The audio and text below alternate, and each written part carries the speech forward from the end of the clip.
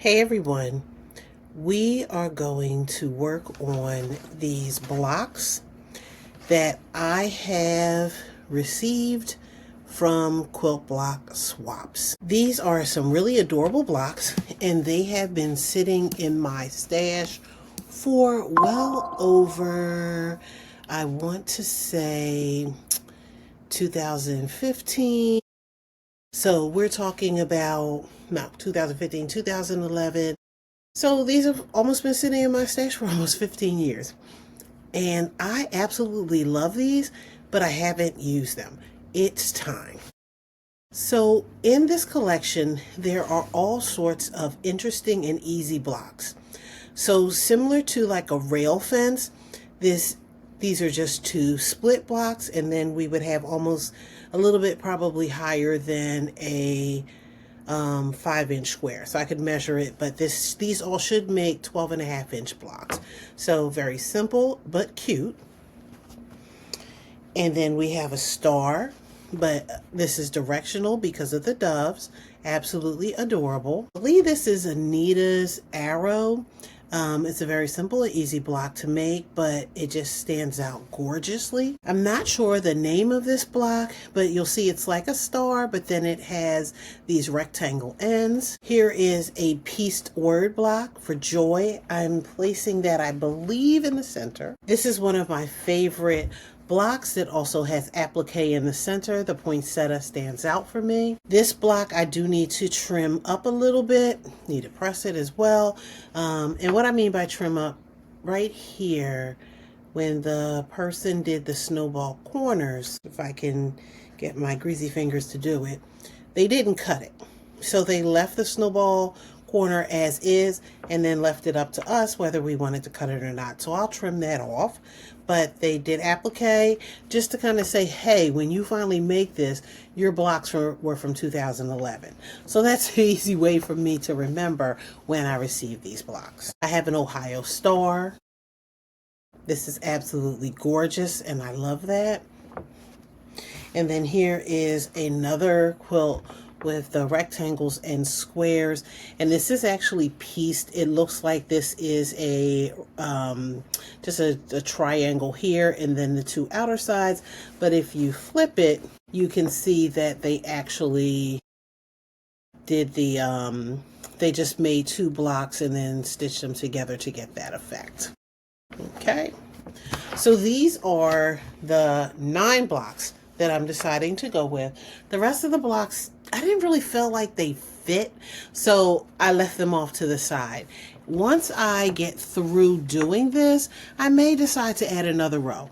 So traditionally when I do a block, a sampler block quilt, I'll call it, sometimes I will use a 12 frame.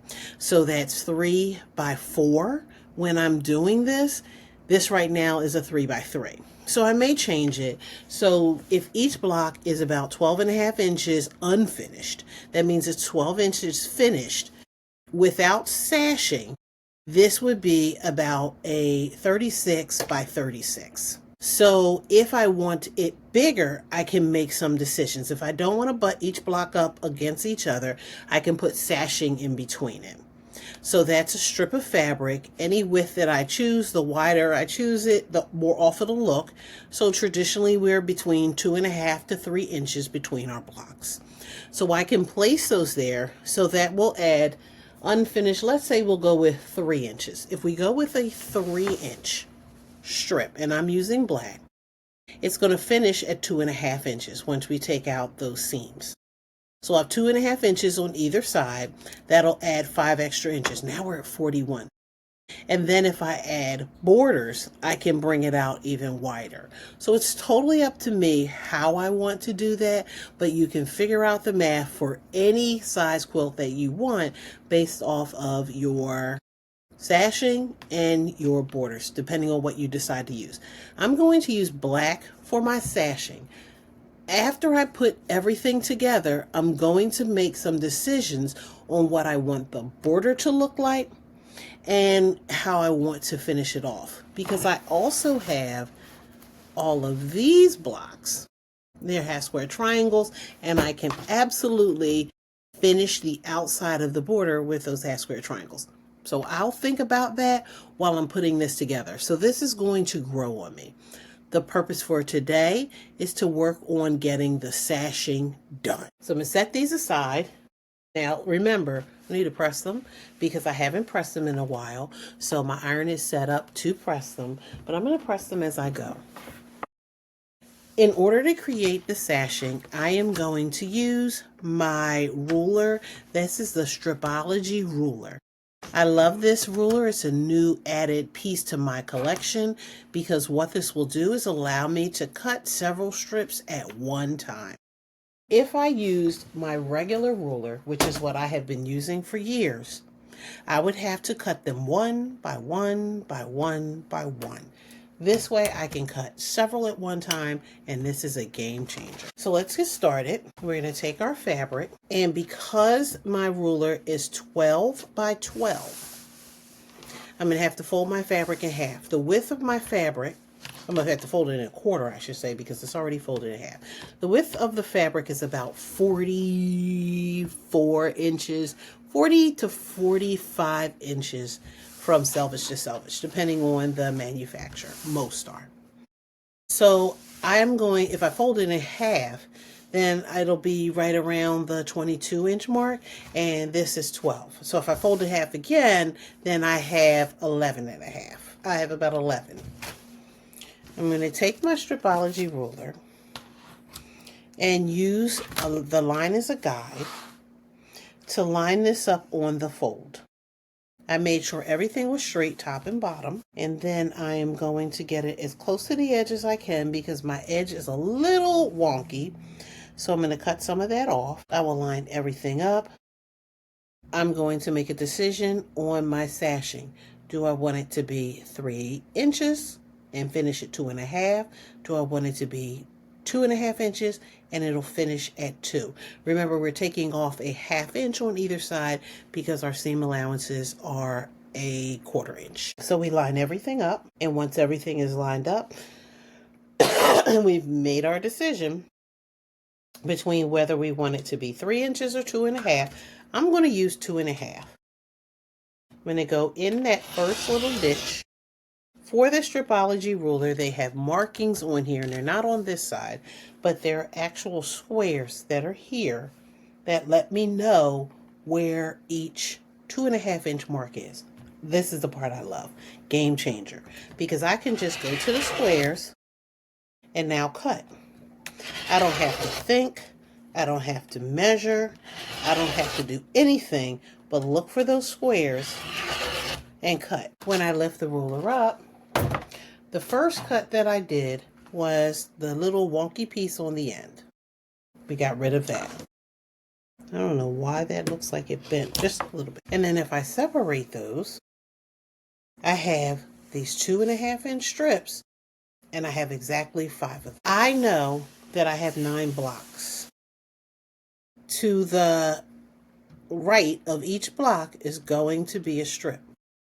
I have 3 rows. Well, not each one, but the first 2. So in between blocks 1 and 2, in between blocks 2 and 3. So I need a 12.5 inch between each one of those. And I have 1, 2, 3 rows because I'm doing 9 blocks. So that would be 6 12.5 inch strips that I'm going to need. I can get out of each one of these at least 3 12.5 inch strips. So for the 6 that I'll need, I need at least 2 of these. Keyword is at least because I mess up, but I know I need at least 2. When I finish those rows, then I need strips to go in between those 2 rows, and then the tops and the sides. In between the 2 rows, I have 1, 2, 3 blocks that are going to be 12 inches because they're finished at 12 inches. Remember, a 1/4 inch on either side is going to go there in between the seams, and you'll see it as we go. But in between each one, so that's 12, 12, 12, 36, And remember, I have now 2-inch sashings, 40. So I need at least a 40-inch strip between each of those 2 rows. And then top and bottom. That means I need 1 more strip for the top. And then I need to do the same thing on the sides, which means I'll need at least 2 more strips plus some extra. So I need a total of at least 4 more strips. And again, usually I would sit and do the math, but I'm just explaining to you what I've already done in my head. And you know what I've probably already written down on paper. And if you have a pattern, what you would be doing to follow the pattern. So again, I'm going to line this up. I have a little off the edge just in case my fabric shifted. Once everything is lined up, I've checked twice. I'm cutting off that little extra. And then I am following the squares so that I can cut these at 2.5-inch strips. And I may have cut 1 extra, which is no problem because we know 2.5-inch strips work very well for binding. So we have these all cut out, my little extras over here. And I can take these. Now I'll leave the black as is. So I haven't decided if I need this for something. So I'll set this aside.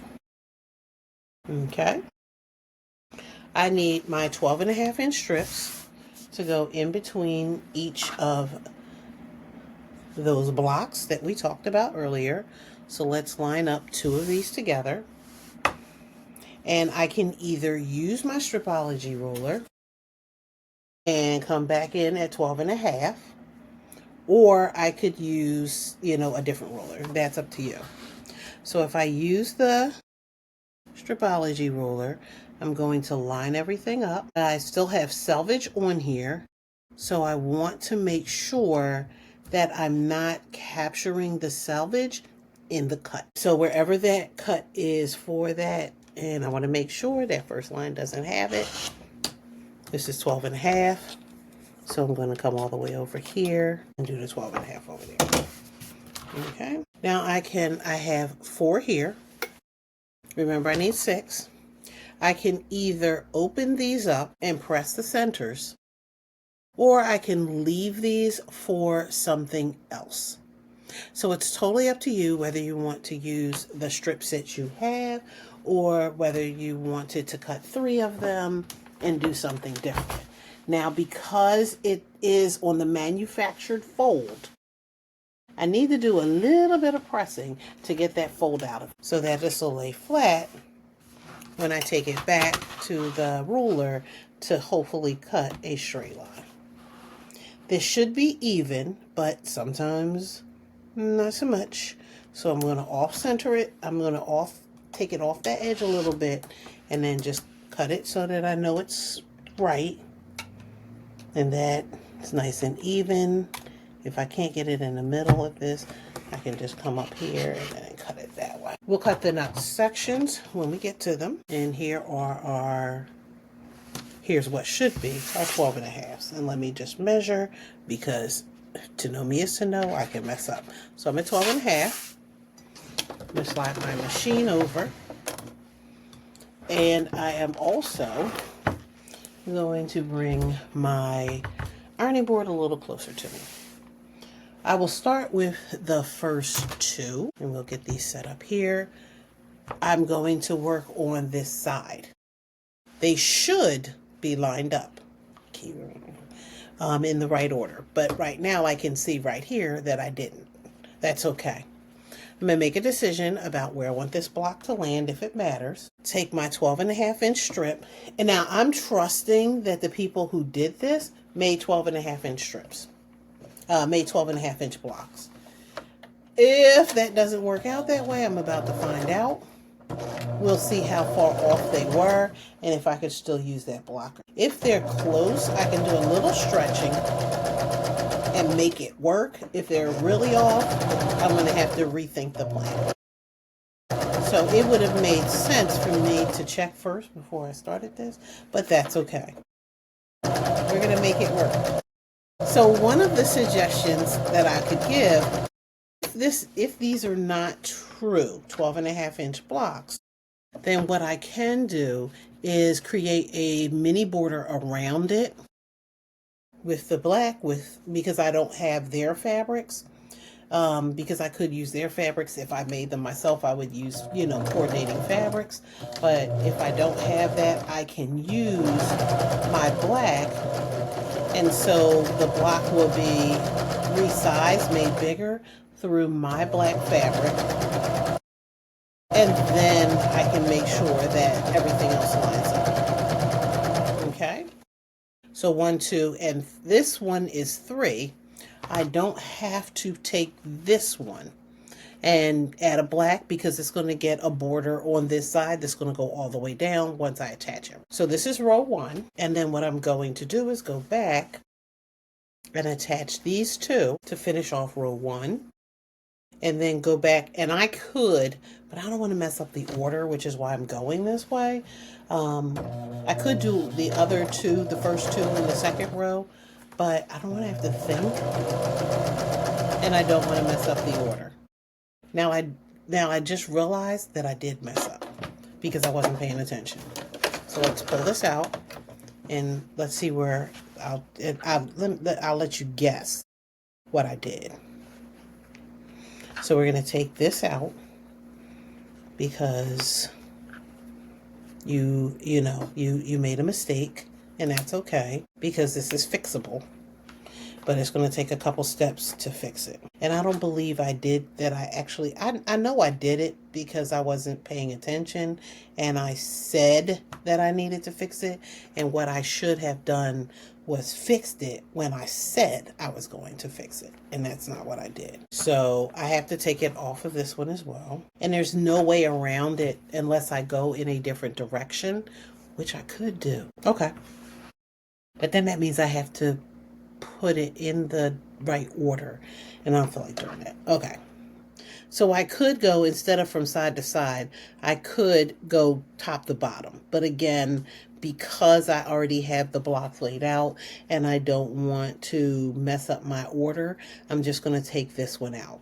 So what I did was the doves must go this way, and did it so that the doves were sideways. And this is directional. 9 times out of 10, I don't work with directional blocks for this very reason. Because when I sew, I want to sew. I don't want to have to think.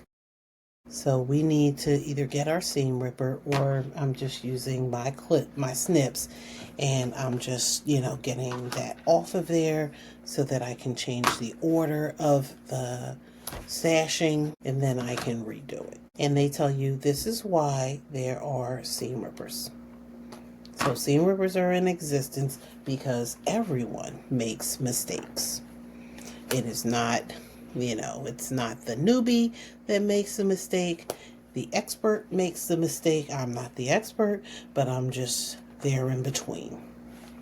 And so I can go right in here and take this out. So I only have a few more that are directional. The rest of them are not. So I can guarantee that I won't be making a whole bunch of mistakes, but I will not guarantee that I won't make another one, because again, if I'm not paying attention easily enough, we can make a mistake.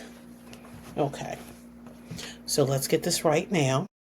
We're going to turn this the way we need to so that those doves are facing us, because we also don't want those doves to be upside down. Now, when this sits wherever it's going to sit, on somebody's home, on their sofa, as a throw, you want it to be in the right direction. If it is a throw, no one cares because nobody's looking that close, and we can absolutely have a throw upside down. Because by that point, it's thrown on you, and you don't care what direction it's in. Okay, now we're going to take these 2 and put them together. And then once these 2 are together, then we can add that 3rd block, and row 1 will be done. And then rinse and repeat. We do the same thing for rows 2 and so this is a great project, and it doesn't matter. This doesn't have to be Christmas fabric. This could easily be any fabric. Halloween, It could be patriotic. It could be anything that you like. I'm not even going to clip that off because this end is free. And this is block number 3 in this row. And I can just go ahead and attach this. Make sure that my ends are matching. I'll start under here. My foot is already down. My fabric slipped. That's why you don't do it the lazy way. You do it the right way. And then you don't have those problems. Okay, so let me just straighten that up again. Let's make sure we do it the right way. And under that foot, your end. I don't pull my fabric, but I do like to hold the ends together, that everything lines up end to end. And then you have the first row done with all the fabric, with all the blocks in it. Okay, so row 1 is done. Rinse and repeat. We're starting on row 2. There's no direction in this one, so I can go ahead and get started. And I'm going to talk to myself because there's direction here. So let me just turn that. So only have to think, because if I'm not mistaken, I put everything in the direction it was supposed to be in. Line everything up. Go under our machine, under the foot. Taking the time to make sure that my seams that are part of the block are not pushing back if they're supposed to be going forward. If they are supposed to go back towards me, they will naturally do that anyway because of the foot. That's block number. We will move on to block number 2. And if you are worrying about things lining up, you can absolutely use clips or pins. So remember the first 2 blocks are the only blocks that need sashing. The third block, doesn't need sashing. We're going to join the first and second together, and then we'll add the third one on at the end.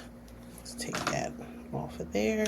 Then we will be finished row number 2, and we only have row number 3 to go. Again, this is under the assumption, and I could measure if needed, if it doesn't, right? But this is under the assumption that everybody who created a block did a 12.5-inch block.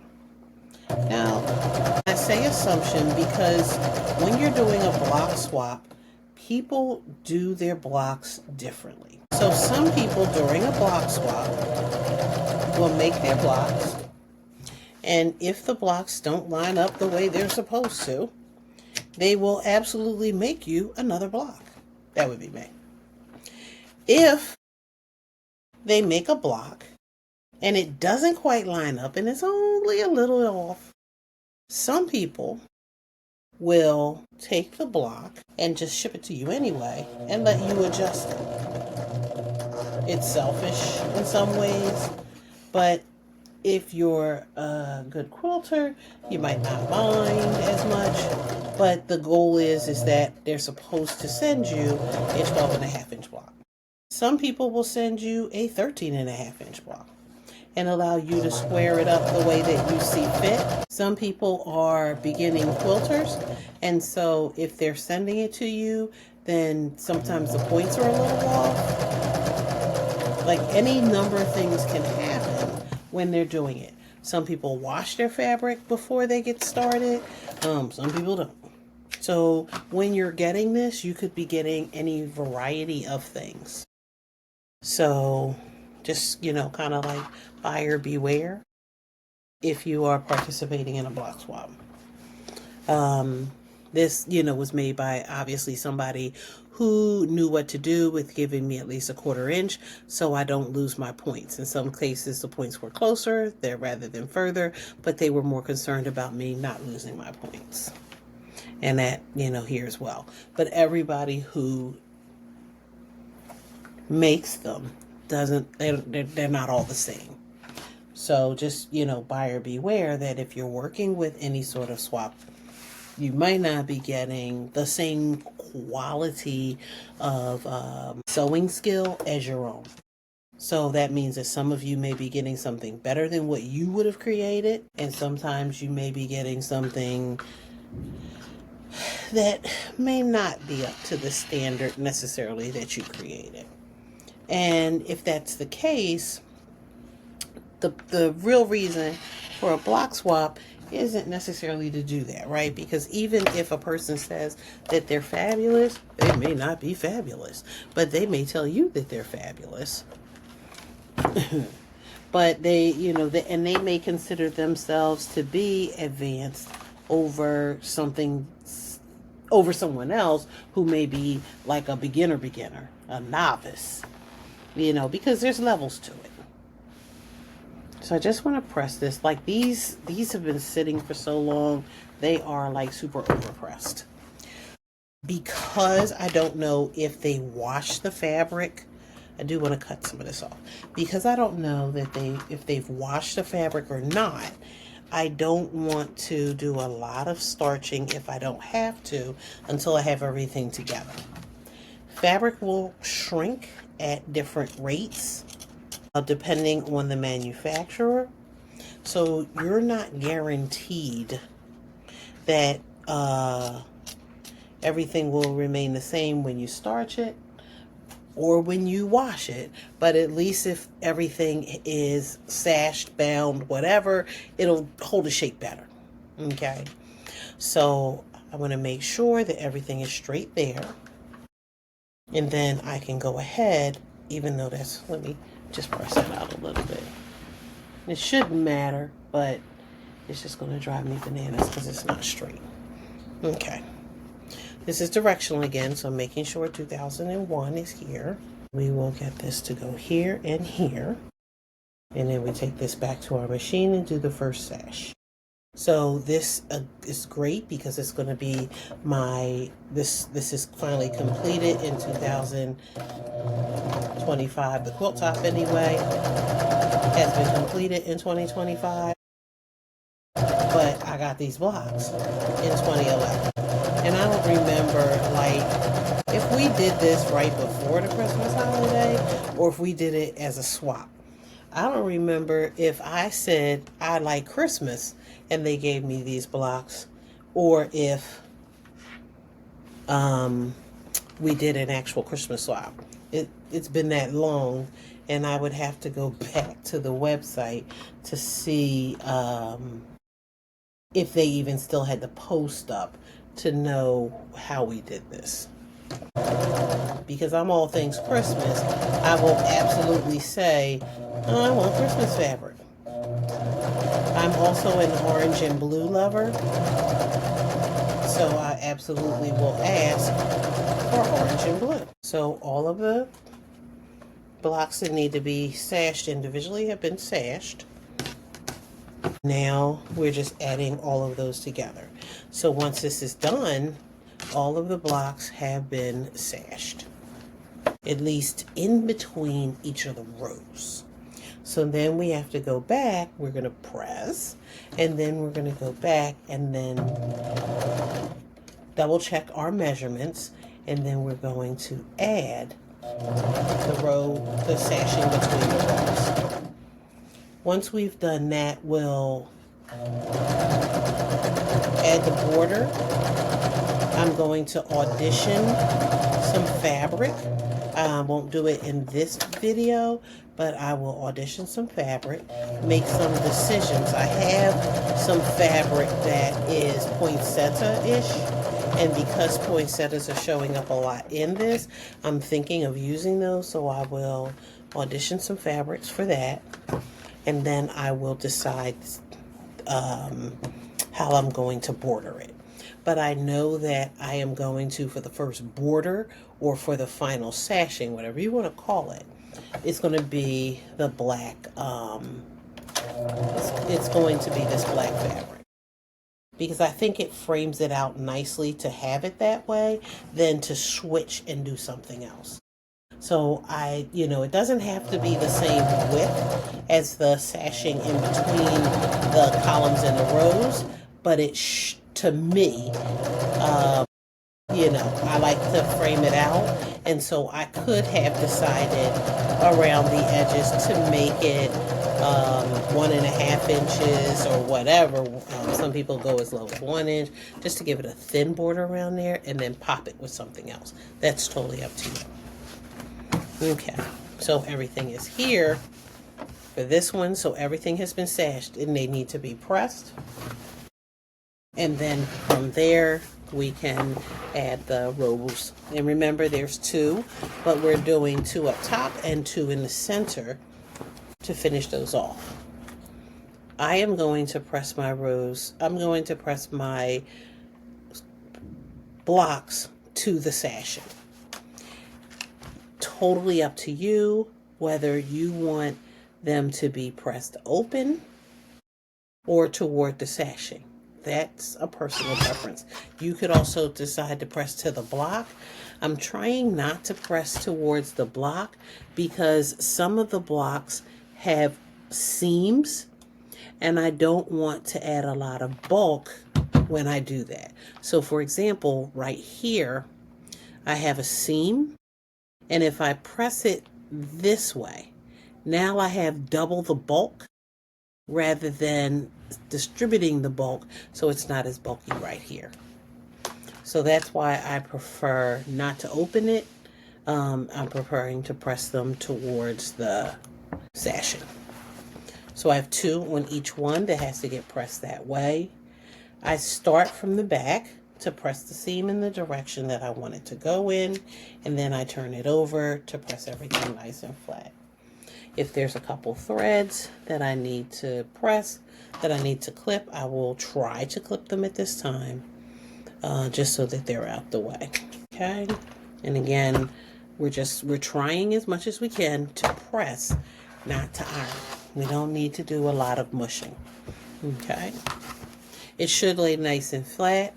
I do want to make sure, just by going right near the edge, that if it folded over for me for any reason, that I can try to flatten that out so that that's as great as it can possibly be. And again, I'm just going along that edge, making sure that if it folded over a little bit on itself, that I'm pressing that nice and flat. So the bottom is done. This is the middle. We're going to do the same thing. Again, I'm pressing closed. There are times when you will absolutely see me press those seams open. And it's interesting, as I'm ironing Joy, Joy was one of those blocks where it looks like she washed the white. And just because it's not as crisp as the other fabrics, it's fine. And she made, I don't know how she washed it. I don't think she washed the block itself. I think she just washed that white. She probably washed all of her fabric because that's her thing. But everybody doesn't do that. Now I will say this, you may want to use color catchers when you go to wash this, because the Joy is red and it's sitting on top of white. Depending the fabric, depending the fabric company, the red might run. Colors that have reds in them, burgundies, purples, reds. Sometimes the dye will run. And because that dye will run, if you use a color catcher, don't ask me what hoodoo magic they have, but the color catcher will hopefully capture the color before the fabric captures it. So that's the goal for the color catcher, is for it to capture the color, the running dye, before your fabric catches it. And then that way your fabric stays white, yellow, or whatever, pink, whatever light color it is, rather than changing the tone of the color because the red or the purple, sometimes blue, runs. Okay, and again, we're pressing. We're trying not to iron. Sometimes it's unavoidable, and that's just because by nature we're used to ironing. Now remember, I still need to pay attention because my directionals, if I don't line these up the way that they're supposed to for the row sashing, I could end up with something being upside down. I eliminated the possibility of left and right, but I didn't eliminate the possibility of upside down. So I do want to go back in and make sure that when I'm doing this, that I have them right side up. Again, I'm just pressing to make sure everything lays nice and flat. And I can see it in some cases where it was, that it wasn't flat. And I just want to make sure that it is nice and flat. There are pieces in this where the fabric frayed and it is coming through the seams. If I do a little bit of a yank, if it comes out, I'm good. If it doesn't, then I may have to do a little bit of a tug and then clip it. Okay, so if this is done correctly, let's talk about the math again. There are 1, 2, 3 blocks. Each block should have been 12.5. This now, a 1/4 inch has been taken out of each block except for the ends. So in theory, if I measure this, this should be, keyword is should, not be 12 to 12, but it's going to be 12 to like a 1/4, right? So it's going to go a little bit past 24 because of that other 1/4 inch that I'll get rid of once I, do the sashing on the outside, right? So I need to know this should be 2.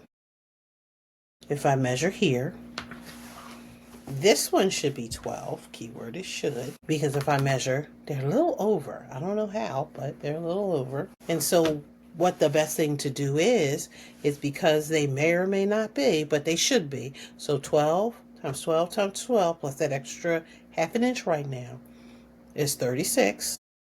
These are each 2, so that's 40. And then let's add those 1/4 inches on either side, so it should be 40.5. Should be. So I'm going to measure it just in case, because if it's not, I can adjust it. And you want to really do this regardless of what the pattern says. And that's just because if your foot was a little off, you weren't exactly correct with your 1/4 inch, you were a little bit more, a little less, you make sure you have the right size sashing. Like I can look and see it's a little stair-steppish down here. I don't know how, but I can work that out because it's not too far off. Okay, let's see. And I'm just trying to make sure that everything does what it's supposed to do.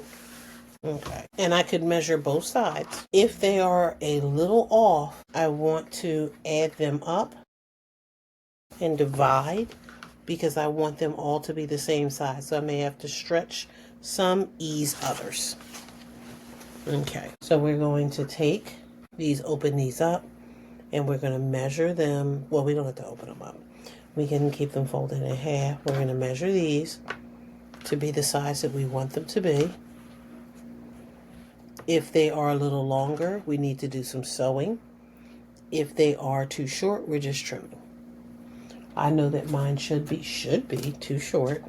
If I am at 40, which I'm not, then I'm starting cutting right at the 20. If I'm at 41, I'm cutting at the 20.5. Make sure everything is nice and even, and then cut. So that's 1. Remember, we have 3 rows. So there's 2 in between each one, and then there's 1 on the top and 1 on the bottom. So that's a total of 4 of them that I need. Again, I do the math to make sure that I don't cut more than I need, especially if you are using a kit or if you are limited in fabric, because a kit and limited in fabric are similar. If you have a kit, most kits will come with just the amount of fabric that you need and maybe a few inches, because they recognize that everybody makes mistakes, but the problem is if I don't make mistakes, I have a lot of fabric left over. So is it fair to make me pay for the fabric if I don't make the mistake? But is it also fair for me to pay, not have the option to have extra fabric, knowing that there's a possibility that I might make a mistake? I said 1, 2, 3, 4, 4. So, you know, there's a controversy out regarding that, and you get what you get. There are some people, some quilt shops, some people who run quilt-alongs and things like that, who create quilts, who will absolutely give you an oops kit. And so then I won't charge everybody for making a mistake. I won't make that assumption that everybody makes mistakes. But what I will do is provide the service for people who do. Okay, this is the bottom. It doesn't matter which way you start. Just pay attention to direction. So I'm going to open up each of my sashing pieces, and I start end to end. Whether I use clips or whether I use pins, if I've measured everything and I go end to end, then everything in the center, in theory, should align. If it's a little off, I'm going to ease it in. Wherever my center is of the fabric and of the sashing, I should have that center, and I'm going to clip. And then I'm going to ease everything else in by just giving it a little bit of a tug, not much. And that's just because sometimes the seams will be a little off.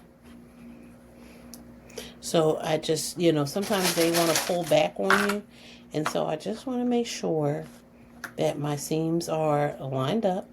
But again, if it gives me a little bit of a tug, I'm not worried about it, because my fabric, that grain will kind of give me a little bit of stretch.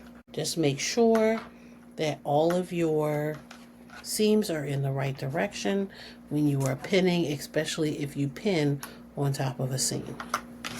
Okay, once everything is there, we'll take it to our machine and we'll stitch. So I'm starting at the bottom and I'm working my way up. If I have a little ease in here, just making sure that I hold the end. And again, I'm not pulling it to break my needle, but I'm just giving it a little of a firm hold so that it eases in.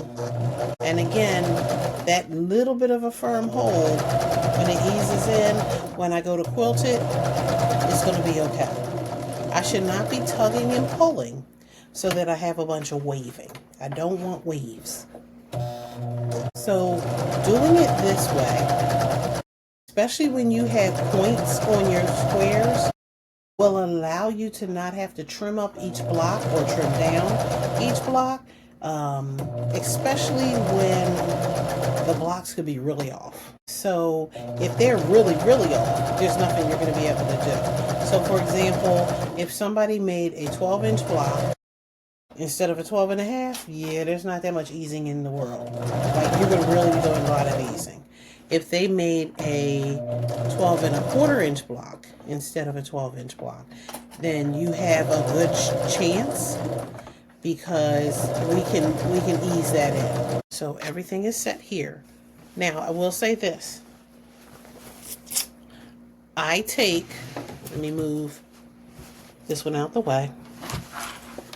When I do this, the easiest way for me to do this, because I've done all my measurements, I can take the center blocks with the sashing, line those up, then use this as my guide to make sure that those blocks line up when I go to stitch them. So again, I'm taking these blocks, the sashing, I'm lining it up. Then when I bring the center sashing up here with it, I have a better chance of lining these up than I did if I would have went end to end like I did the first one. My goal is not to have the blocks off skew. I want them to be lined up as best as I possibly can. It doesn't always work, but if it's going to work, this is the best way for me to get it. Okay. If there is some ease, it should be showing up in that end, and then bang to the end. Whoops. This is why I have more clips than I need, or I buy a whole lot of clips because I drop them on the floor, and then, okay. So we're going to take this back to our machine. We're going to check before we do this, but I think I did this right. I don't want to start sewing and then I mess up. Okay. I just made sure that I had it in the right direction before I got started. I thought I did it, but better to check twice and then it is to sew, and then you have to seam rip. This time my seams are on top of the sashing so I can see the direction that they're supposed to go in. If that is to you, you can absolutely do it this way. Doesn't matter to me. Again, to each clip that fabric, making sure that everything is just about even. So I adjust. When I get to the clip, I can remove it. Then we get to the last clip. I'll hold that one with my hands. I'm taking my time because again, this time the seams are on top. Again, they're going to want, because of the foot, to push back, and you just need to make sure that you keep it in the direction that you want it to go in, because otherwise your seams will be twisted, and it's not the end of the world, but it could create some unnecessary bumps when you go to quilt this. And again, it's not the end of the world, but these need to be pressed. The goal is for them to be almost, you know, they might be a little off, but as lined up as possible. You don't want it to be off. Okay? So again, we're going to take our next strip. So we're only putting the strips in between the rows, and then we'll do the top and the bottom last. It's up to you whether you wanted to put that on in the beginning. It's your quilt. Clip one here, there, find the center, give that a good clip, and then do all your easing in the middle. And again, how you choose to clip is totally up to you. Okay? And again, you just want to make sure that you have everything where you need it to go. Okay? And then we'll just rinse and repeat. So we're going to do the same thing. We're going to attach the sashing. After we attach the sashing, then we are going to make sure my thing is going in the right direction. After we attach the sashing, then we're going to add the first row, or what we would call the third row now. And all the rows will be added together. We'll have our grid with all of our sashing, and then it will be time to add the first border, which is all the way around. Once the first border is added, then I will take that break, because if I have any of these fabrics, which I know I don't, but do I have a fabric close enough to any of these for a border? And I say that I have any, right? Because I know that there are certain fabrics in here that I have. I absolutely know that I have those fabrics. Just because in that year I bought Christmas fabric and I know I have it. Then there are, you know, some new things that I bought throughout the years that could work with this as well, because they're poinsettia type fabric.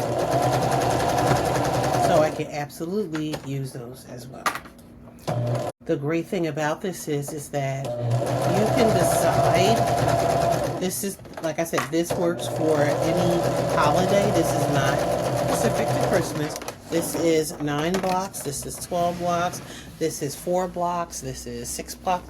It's up to you how many blocks you want to use, but it's the same thing. We're adding this to the 12.5-inch blocks. These sashings would work if I was using 6-inch blocks, 8-inch blocks, 15-inch blocks. I just need to know the height of the block to add the sashing.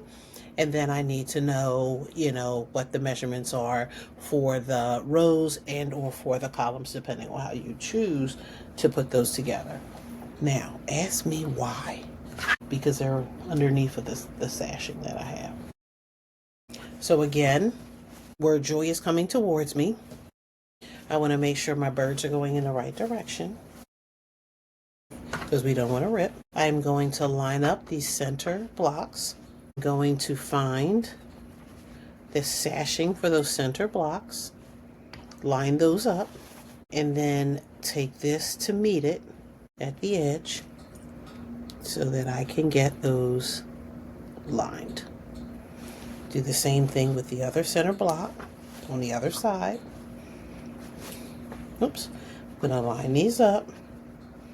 This is where you take your time to do something. There's no rush.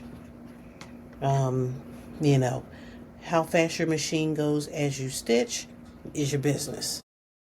But this is going to help to make sure that all of those grids are straight and that the blocks are aligned as best as we possibly can, so that when you're looking at it, it's not skewed off to the left or the right. Okay, we'll take this back to our machine, find the end, line up that end. Everything I'm using is a 1/4 inch, so I'm not doing anything other than a 1/4 inch. Great thing about block swaps in quilting is that people don't choose usually something outside of the standard 1/4 inch. So if you've done this at a 1/4 inch, well, not absolute, because I won't make no guarantees. Most people should have used a 1/4 inch. Make sure everything's lined up. Everything is lined up. And again, you're doing this, you're making sure, because again, this one is where I turned the quilt over, so the seams are up. And I do want to make sure that when it goes under the foot, if it's supposed to push towards me, it's pushing towards me. If it's supposed to go under the foot with the raw edge first, I want to make sure that that's the way it goes. And so I'm not zipping through this quilt like, because that's when those seams will get twisted on you. You know, you might twist them anyway just because human error. But you want to make sure that you can avoid it if at all possible. At my ends, I should have, how many of these do I have? 2. I don't know why I have 2. Oh, I know why I have 2. Because I still have another one over here. I didn't bring them all over to my machine. I did cut these off though. Okay, so we do want the 2 that we cut off. Okay, because I might have to add a 3rd one. Okay, about to get scared there for a minute. Okay, so this is the front. Everything is attached. It looks like it's all lined up. Like I said, if it's a little off, no harm, no foul. But I can now press these so that these are flat.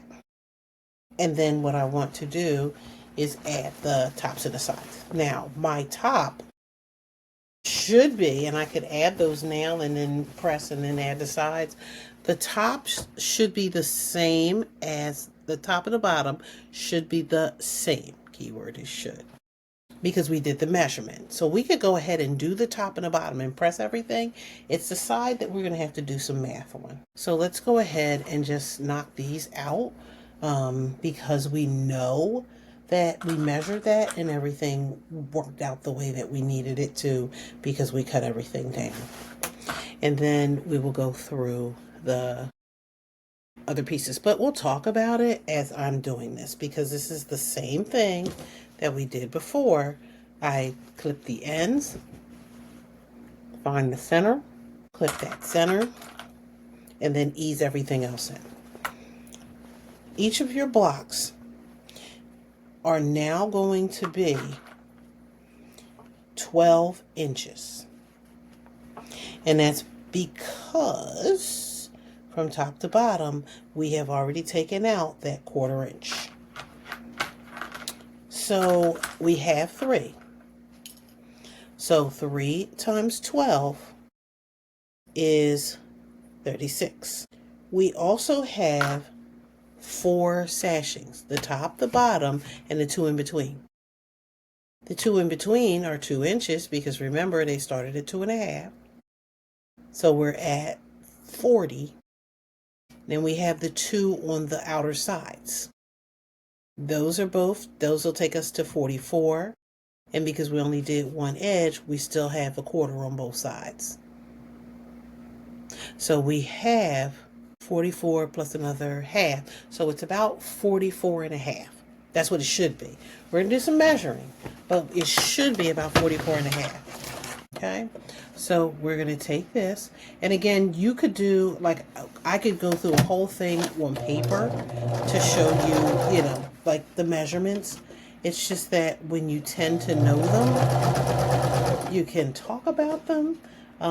Sewist, when you're thinking about layout, this is typical. This is not necessarily pattern worthy. Somebody may decide that if they're figuring out everything for you, that they want to create a pattern, and you can absolutely purchase that pattern. But you can find the last 12-inch blocks on somebody's blog or for free somewhere, because it's not really hard to figure out, and it's not like it's the trade secrets of the world. So for most people, when they're selling a pattern, we're selling the pattern, like not the tips and tricks of what the rest of the world does to put together in a layout with sashing in this particular layout. Now, if they change the layout and they do something else, they may show it to you. And so, like, the layout will change if you're doing it on point, and that means that your quilt squares are going on a diagonal instead of up and down, just in rows. Same thing at the bottom. And so now the only 2 edges that we'll have left after we do the bottom will be the 2 sides. Again, I'm clipping from end to end first. So there are, like, I did measurements. You absolutely could do the measurements, and then to find the center, you could mark your quilt, and you can mark your sashing to find the center. I just want to clip, and again, depending on how many clips you want is up to you.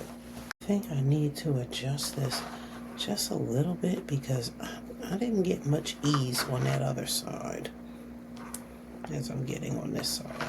Maybe it does. Okay, take this back, and we're gonna just do this side, and then all of those are done. We're thinking 40, thinking 44. And I'm going to live on the wild side, and I'm going to try, after I measure my fabric, to see if it is 44 or 44. And that's only because my fabric width might be that. And if it is, I don't need to add any pieces. It's going to be close, and you're going to end up with like maybe that much left on there. If that is the case, I may not want that little bit of a piece on the end, so I may shorten my longest piece and then add a piece that allows it to, maybe be like 2 inches or 3 inches long, so that I can not have that little itty bitty piece of wood. And that is personal preference. That it's just a pain. So now I have 3 ends finished on my corners. This is the side that still needs to be done on top and on bottom. I need to press these. This would be best first, but I just want to see real quick before I press. I'm at 25. Yep.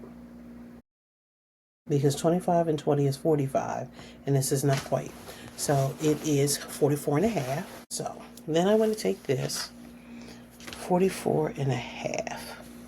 This is exactly less than 44. Okay. So we're going to have to add ends.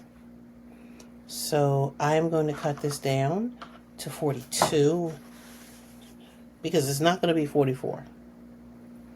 It's just not. No matter what I do, it's not going to be anywhere close to 44. So this is at 22 right now, and it's the selvage is there. So if I take this down to 21, I'm guaranteed that the selvage is not going to be on there. And did I have a piece? Well, remember, I had some pieces, I think, that were left over from the 22. Remember, I had these left over when I was doing the 12 cuts. So these are 21, that's 41, and I need 3 and a half more in order to get what I need. So I have these that I can add on to these to give me my 3 and a half more, depending on what I do. If I do these straight across, I get my 3 and a half more. If I choose to do this and do it on an angle so that I am cutting, like, it'll be an angle, but it'll still be straight. Now, let me see if I can get that the way that it needs to go. Like this, then I might not get my 3 and a half. So because of that, and again, this is why we're taking the time to measure and to make sure that things go the way they're supposed to. Remember, I cut an extra strip. I can go ahead and cut this strip, cut the excess off. And now what I'm going to do is join all 3 of these together. But I'm going to do it on a diagonal because I don't want to do it straight. What's the benefit of doing the diagonal rather than the straight? The seam is going to be straight. No big deal. You'll be a little bit more pull, of course, that way. I like the look of the diagonal. I just think that it looks a lot cleaner when I do that. So just like making binding, we're going to cross like a T. Some people prefer to pin. If I can get one without dropping it on the floor. Then I take my ruler. I don't have a pencil. I don't know why. So we're going to use a pen because it doesn't matter. We're going to line this up with these corners. So there's a corner here and there's a corner here. Let's make sure this is straight as we can get it. Okay. Oops. It's for you when you want it to.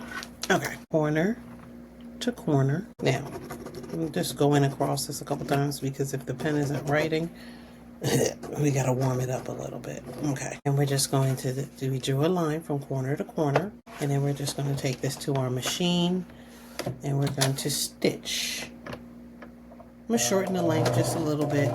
So if it has a little bit of pull to it, you won't see that I use white thread. Do the other one, at least almost to 1/4 inch. This is a little bit more. So I cut that off.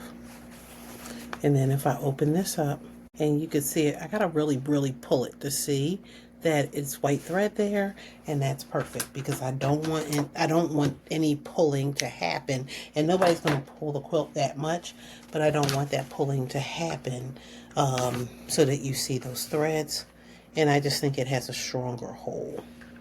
So again, we're gonna do the other side. I already know that I have 42 inches.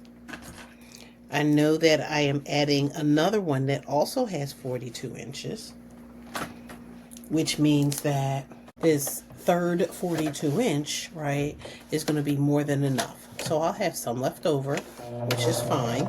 Whoops. Of course, the thread came out of the needle. I'll have some left over, which is fine, because I'd rather have too much than not to have enough. I can also make some decisions because the 21, again, if I don't want that right to the edge, I can take that 21 and I can cut it several different ways. It's not going to be as close to the edge as I thought it was going to be because my final fabric was not, something got stuck. Final fabric was not 44. There it is. Okay. And let me just say, when you get pieces like this is telling you, because that black thread and that lint is telling me it's time to clean my machine. It's past it. That's what that's telling me.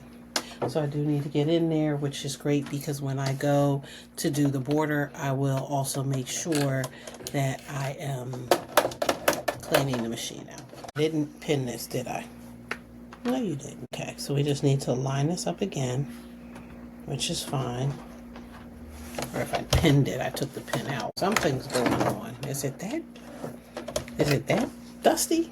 The machine does not do this, but I think it might be that dusty. Okay, we might have to take a station break. See if we can get through this. And we still have the sides to do. So we need to stop embarrassing ourselves with this one. And let's just get in here and see what's going on, because that should not be happening. So it would always help to have a screwdriver that allows you to really get into this, to one that you have to keep twisting with your hands. So here we go, embarrassing ourselves as we take this apart, because this is how much lint is going to be in this machine. You can use a paintbrush and get that out. And I really should have cleaned this out knowing that I did some quilting as you go. It's not as bad as I thought it was going to be, but it's still bad, right? Because it shouldn't be this dusty. So technically, like people will say, clean it after every project. See, that doesn't happen a lot for me. I'm just seeing a little too much lint coming up, and I just don't know what. So my first instinct, always whenever I see some lint, I see lint coming up in my project, or if I hear strange noises, the first thing I want to do is clean out the machine. Now I could do a much more thorough job with this bunnies, and it really, like I said, it really wasn't that bad. But sometimes when you're getting a sound in your machine, don't try to, like, I'll ignore it for a minute, but don't try to ignore it for too long, because if you ignore it for too long, it could create damage. So if I sit there and I'm like, it sounds like it's a noise, it might be my needle, it might be my thread, it could be anything, it could be the fabric. But if it persists, then don't continue to try to force it, because more than likely it could be that the machine, first of all, needs to be cleaned, and hopefully, not so that you don't have it for a minute, it may need to be serviced. Okay, my hate adjusting my screwdriver, so I will sometimes kind of get that screw in by hand and then use the screwdriver to tighten it up. So we'll go back in here with my thread. Now mind you, if I hand crank it, it's nothing. It's now when I put my foot on the gas, then it wants to do something. Okay. So again, we're working on the sides, and so we're getting the final sashing for the sides done. Like that's the purpose. This is the hold up here. What else is going on? Because this should not be happening more than once. And I didn't change anything. That's interesting. Okay, let's try something for a minute. Maybe the bobbin. Let's try the bobbin. And it shouldn't be, because I've been using the bobbin this entire time. But I'm going to switch a bobbin, because it shouldn't be that. but we're gonna try, see if that's the problem. I just had the machine service not too long ago. I'm not anticipating that it should be the machine. So this got some love and care not too long ago. I don't even think it's been a year. Let's try a piece of scrap fabric. I don't want to keep going over here. It's going to stop me from doing what I need to do. Something funky. We're going to rethread. See if that's the problem. Because that could be it. And it just started. Okay, we're going to hope and pray that it was the threading. We're going to hope and pray. And it's telling me, like, you know, you got to go get your nails done. And you need to eat. And you need to stop wasting time. Okay, and we're going to go across this. Okay. So it may have been the rethreading of the machine. Oops. It may have been that because it stopped doing it. For now. Okay. That's it. We're going to set this over here. I need to get my iron. So I cut those ends off. I prefer that when I do my binding or my sashing and I use this angle seam, I like to open those up because I don't like the bulk on one side. Just gonna take it. I tried to open this one up already. So we're just going to finger press that and then use our iron to make sure that it lays flat. For my Oliso iron, it absolutely, for a good reason, does do an auto turn. So sometimes I have to wait a couple seconds for it to warm up. Okay. So once it's pressed, and it looks like this on this side, now I'm ready. We said 44.5. I can take this. I don't necessarily want that seam to sit so far off center that it's in the middle, right? Off to the side, I should say. I do want it to be off center. So if I take my piece and just all my clips are falling all over the floor. I'm going to take this piece, fold it in half, and I'm going to measure to 41 to 21, 22, 22 and a quarter. Okay, when I get it to 22 and a quarter, and it's a little over, which is fine, I can take my ruler, get it exactly at 22 and a quarter. And again, remember, we're saying it's 44 and a half. So half of 44 is 22, and half of a half is a quarter. So this is going to be on one side, and this is how big this is going to be, which is fine. So then we're going to take the second one, and this is going to be a little bit even more off center because we're using the piece that we already cut. And then we're using that, and so then when we line this up, but I don't want it in the center. If it's going to be in the center, because I don't want that seam to be like bam. I don't want everybody to see it. And even though it'll be hard for them to see it, I don't even want to run that risk. Okay, so 22 and a half. And then we're going to go to 22 and a quarter and cut that end off. So that's going to leave us with a piece.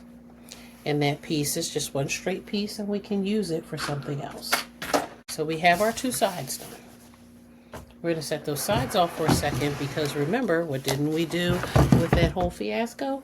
We didn't press. And we do want to press because we're going to sew over those sides, and we want to make sure that when we're going over those sides, that everything is nice and straight. So we're going to press those sashings. Again, I'm pressing to the center. I'm just pressing. I don't have to iron. And remember, we're going to go back. If I can get this to lay down, it keeps going under my iron and going straight. We got it. So we're just going all the way out. We're pressing it. We're letting this quilt know I want everything to go to the center. And then when we flip it over, we'll press everything flat. Again, you don't have to do a lot of ironing with this. There's 1, this is 2. So these are the center ones that I'm working with first. So my Aliso iron has feet. And even though I turn those feet off because I don't need them on, sometimes if it senses that it's in the down position, it's going to, even if those feet are off, it's going to sense that I need to put those feet down. Because I don't know what she's doing, and I don't want her to burn the house down. And I appreciate that. Sometimes them feet get in my way and it gets on my nerves. But I'm like, I'd rather know that my smart iron is being smart more than my smart iron is just like, well, she turned it this way. Of course, I'm dropping all my clips all over the floor, as you can hear it. I'm just going to, I'm ironing that, and then I'm going to press it open. Okay? Let's go down to the last part of this. And I'm just going right along the sashing when I'm ironing it. Just that little bit. Remember, ironing is when you hold the iron down on the fabric and move it. Pressing, you're holding it in a specific space until hopefully your fabric is getting flat. So you may do some ironing, and that's okay, but you don't want to do a lot of ironing because you don't want to distort your blocks. So the end is done. We're going to the centers. One end is done. We still have the other end to do. I try to clip threads as I go, as I see them in the seams, so that I don't have to clip them later. If I do, I'll probably catch them when I'm quilting. And I have gold thread in my machine right now, so this might be next up. Again, we're just ironing those sashings flat. If I felt the need, which I may once I finish the ends, I could take this to my bigger ironing board and I could add some spray starch. Again, that's personal preference. That is not something that must be done. The starch will help it to lay a little flatter than it's laying right now as I'm pressing it. And if that fabric just wants to be stubborn, the starch will help it to lay flatter. Just getting on there, and we're making sure that if it folded, if the sashing folded onto itself, I'm trying to make sure that it's laying flat. So in some cases, I'm seeing where I have places where it folded onto itself, and I am forcing it to lay flat. Because when I take it to my long arm, or if I do a stitch in a ditch, if that's what I prefer to do, I don't want it to have a fold there when I go over top of it. I want everything to lay nice and flat. And it's not going to do that if it keeps folding onto itself. And again, as much as I can help it, I want to press. But like I said, sometimes you have to iron. Okay? And last but not least, we have the edge. So this is the top, this is the bottom. And I just noticed that for her 2021, she has some jumps in here that she didn't cut off, which is fine because I can cut them off. I can snip them. And that's if it's even worth it to snip. Like sometimes those jumps are not worth it, and sometimes they are. So, you know, a great tip. I'm going to slide this back over. Okay. And then here we go. You can see those are the jumps. And all I need to do is just clip them. And I don't have to clip close. I don't mind them standing up, and I only care about, like, there's one between the ones, not necessarily that big of a deal, but if I really didn't care about it, I could just clip it or just leave it. But I'll clip that one just because. And then there's one more jump. There's a jump between the two. Okay, so there's a little bit here I could get, or I can just kind of play with it until it does what it does. Okay, so let's finish the last side so that we can finish for what we need to finish for today. If you have a piece that is long enough for your cutting board, you can measure again to see what it is. Half works, quarters work, as long as your measuring is accurate. Okay, following same steps. Again, I can mark my ends if I want to, my centers if I want to, if needed, ends. And I just like to pull it out to see if it fits.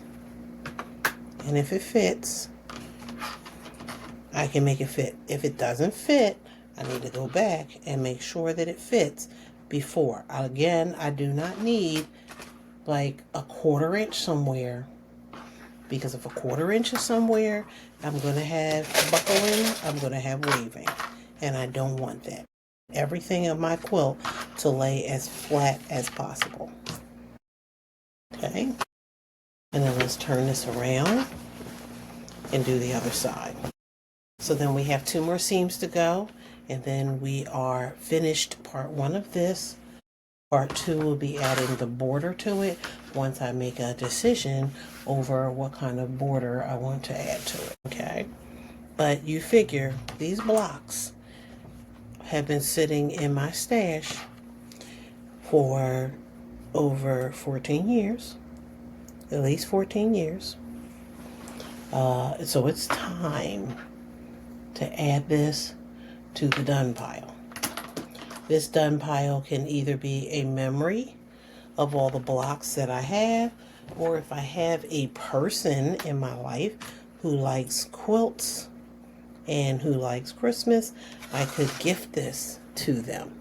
It's not going to have as much sentimental value for 2011 as it will for me, so they'll probably be sitting there like, why is this 2011? Because that's how old these blocks are. That's why. And if they've been sitting in somebody else's stash, that's how old these blocks are. They're probably even older for that person. So we're going to take this to our machine. We're going to pray that Emerald is going to just keep doing what Emerald's doing, and that was only a little fluke for a minute for Emerald. Stitch, and then come back, and let's go. It's done.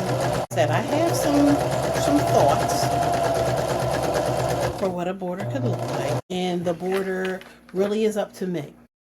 So I can do a gold border if I choose, in between the black and then the next border. I could do a total gold colored border, but I know I don't have that much gold in my stash. I could do a red border poinsettias. I could do a black border with poinsettias. I know I don't have green to do a green border with poinsettias. So the goal is that I'm not going to go out and buy, even though I bought this black, but I try to keep black on hand anyway. I'll be able to post this like on Facebook and say, you girl, you look, ladies, if y'all are still quilting, I finally finished your blocks. And let's see if we're going to be playing bobbin chicken or not. Making sure everything is still lined up. And I'm also checking to see if I'm going to lose to bobbin chicken. Because remember, the other bobbin that I had, which is probably fine, because it wasn't the bobbin, had a little bit more on it than this one did. Okay? And what I'm doing now is lining everything up, but I'm also looking, just checking, just peeking to see if I'm going to lose chicken. And I'm not. There's no way. Okay. No, not at this point now. And then there's some other things going on with this bobbin that. Okay. So other than pressing this out for this end, everything is, all 4 edges are encased within the sashing for this. So sashing is another way of saying like sashes in between or bordering out here for this. So I bordered all the way around and I have sashed in the middle. So everything now is done. This is upside down. No, it's upside right. So everything is done for this. I just need to press it. We have, the last measurement was 44 and a half. So this right now is 44 and a half inches square. I can, if I add a border and I just decide, if I decide to do 2, if I add a thin layer of something just to break up the colors, then I would go all the way around with that. Or I can add another border. This is already almost, this is going to be 2 inches square when I finish. So I want to go out with something bigger than 2 inches. So it could be 3 inches. It could be 4 inches. It could be 5 inches. It could be 6 inches. Usually we don't go any wider than 6, but it could be 6 inches. If it's 6 inches, that is 12, because I would do 6 and a half. So that would be 6 and a quarter. But I wanted to finish at 6. So if it finishes at 6, yeah, 6 and a quarter. So if it finishes at 6, that's 44 plus 6 plus 44 plus 12 is 56. So this would be 56 inches square. So this would be great for a baby quilt, for a display quilt. It would be great for a throw, to throw over the sofa. It's a little shorter than what I would like it to be for a lap size quilt. I would prefer for another 12 inches this way. If I choose to go back through my stash, I might find that. What I also wanted to share, and that's what I have to think about, right? I have these. So what I could do,